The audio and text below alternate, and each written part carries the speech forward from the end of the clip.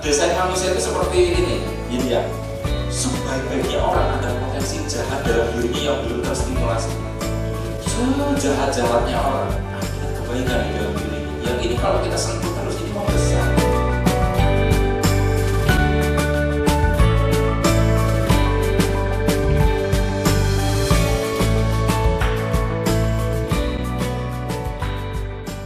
Assalamualaikum warahmatullahi wabarakatuh. Jumpa lagi kita berjumpa dengan saya Arif Rahutomo atau Arif RH dalam rekaman video iseng reborn. Cie.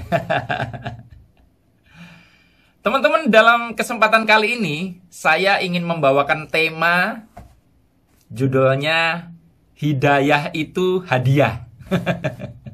Di judul saya tambahin huruf Y pada kata hadiah biar sedikit nampak kemiripan dengan kata hidayah. Tentunya Anda sering mendengar kata hidayah ya, dan mohon maaf saya tidak menjelaskan penjelasan arti katanya secara ribet, secara ya pakemnya gimana yang benar. Tapi secara umum kita sering kan mendengar atau kita mendoakan orang semoga dia mendapatkan hidayah. Jadi semacam orang itu akhirnya jadi sadar, orang itu jadi bertumbuh lebih baik, bisa lebih bijaksana, dan sebagainya, dan sebagainya. Intinya kata hidayah itu mewakili situasi demikian. Nah, saya membuat video ini berdasarkan sebenarnya awalnya kronologinya gara-gara ngobrol dengan istri saya. Kami sering diskusi memang. Jadi, kami berawal dari satu obrolan bahwa penderitaan itu seringkali menciptakan kebijaksanaan. Gitu ya. Jadi ada penderitaan-penderitaan yang akhirnya menyebabkan kita mengalami benturan keras, sehingga saking kerasnya benturan itu, ego kita hancur, keakuan kita luruh, dan disitulah kita bisa melihat sesuatu yang boleh dibilang lebih mencerahkan. Nah, pertanyaannya adalah, kenapa ada juga orang yang penderitanya lebih hebat dibandingkan saya, lebih hebat dibandingkan Anda penderitaannya, lebih menderita banget, tapi kok nggak sadar-sadar gitu loh ya. Kalau dari jawaban itu sih, kita kembalikan ke premis tadi ya, berarti batu egonya dia keras sekali, sehingga untuk membenturnya lebih lama dan harus dengan masalah yang lebih kuat lagi. Tapi saya tidak mau membahasnya dari aspek itu dulu, bukan dari aspek itu ya, kali ini dalam video ini. Saya ingin membahasnya dalam perspektif utang karma. Jadi karma itu kan sebenarnya artinya perbuatan ya. Tapi ini kadang penafsirannya macam-macam. Tapi utang karma adalah satu hal negatif di masa lalu, entah waktu kita dulu di masa perjalanan hidup kita nggak sadar melukai orang dan sebagainya. Atau bisa juga yang saya yakini, kadang bahkan orang tua kita yang punya utang karma, kadang kita juga ikut membayar itu. Bahkan dari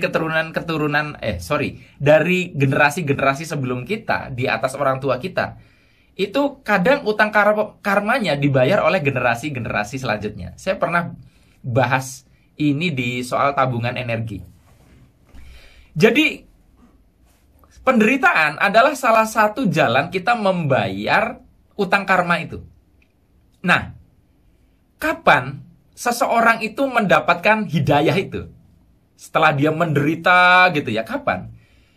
Kalau dari kesimpulan saya tadi ngobrol dengan istri, itu adalah saat utang karma dia sudah selesai, sudah lunas.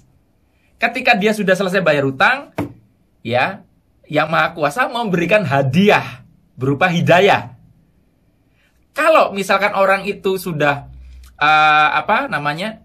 sudah melakukan banyak penderitaan di dalam hidupnya dan tidak juga mengalami pergeseran kesadaran, ya berarti simple, utang karmanya belum lunas kalau dalam pengertian ini, sehingga dia harus membayar lebih panjang.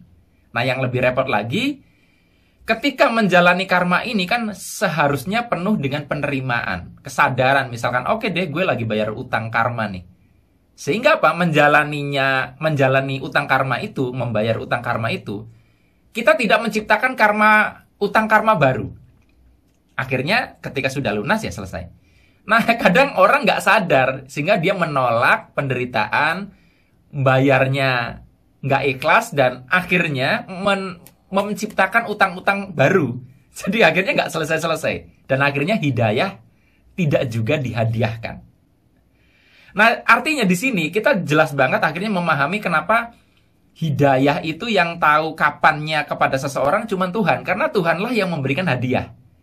Terkait dengan obrolan kita tadi di awal, apabila hidayah itu hadiah setelah orang itu selesai membayar hutang karma, maka kita pun tidak tahu seberapa banyak hutang karma seseorang dan kapan lunasnya. Karena kan tergantung nyicil dia bayarnya berapa.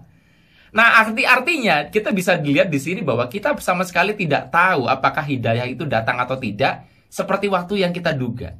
Kita hanya yang kita bisa upayakan adalah mempersiapkan diri dan memantaskan diri untuk mendapatkan hadiah berupa hidayah dengan sepenuh hati menjalani karma, utang karma yang kita jalanin ini melalui penderitaan.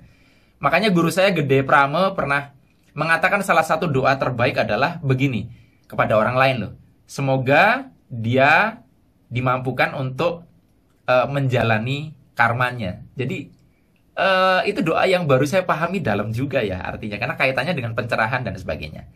Jadi buat Anda yang sampai hari ini sudah merasa lebih menderita dibanding orang lain, hidupnya belum berubah, udah lama banget, nggak selesai-selesai. Ya, jawabannya kalau dari video ini adalah kenapa hidayah belum datang kepada Anda, kenapa hidayah belum dihadiahkan kepada Anda. Karena utang karma Anda belum lunas. Lunas kapan? Nggak tahu. Ya, tapi upayakanlah terus terima utang karma itu, akui, bertanggung jawab membayar karma, maka pada waktunya hadiah berupa hidayah akan diberikan kepada Anda dan Anda mengalami satu pergeseran kesadaran dalam memandang kehidupan. Hanya ini yang bisa saya bagikan, mudah-mudahan bermanfaat. Sampai ketemu lagi dalam rekaman video Iseng Reborn yang selanjutnya. Saya akhiri, billahi taufik wal hidayah. Wassalamualaikum warahmatullahi wabarakatuh. See you.